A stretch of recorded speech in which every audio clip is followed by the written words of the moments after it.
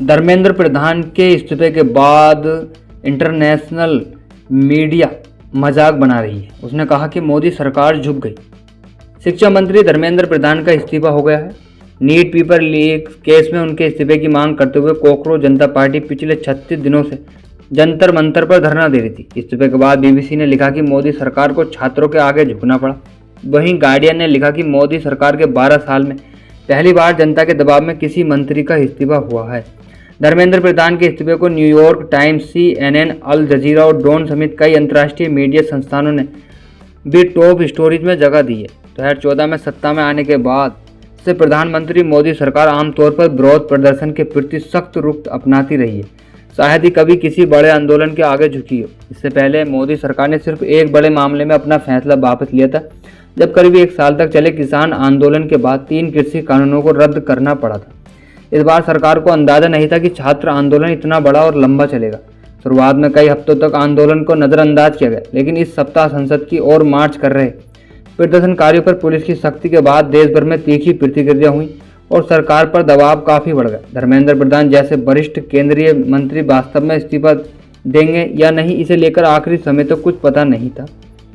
उनके इस्तीफे के बाद आंदोलन में शामिल छात्रों खासकर पहली बार किसी बड़े प्रदर्शन का हिस्सा बने।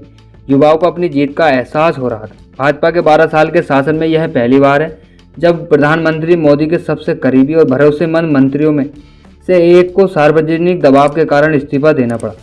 इनका पक्ष नए बने युवा राजनीतिक संगठन कोकरोच जनता पार्टी CJP ने किया। इस सप्ताह यह आंदोलन देश भर में युवाओं के बड़े विरोध प्रदर्शन में बदल गया। धर्मेंद्र प्रधान के इस्तीफे की खबर मिलते ही दिल्ली में जुटे हजारों CJP समर्थकों में खुशी की लहर दौड़ गई। प्रदर्शनकारियों ने जश्न मनाया और इसे सरकार से जवाबदेही की अपनी मांग की बड़ी जीत बताया।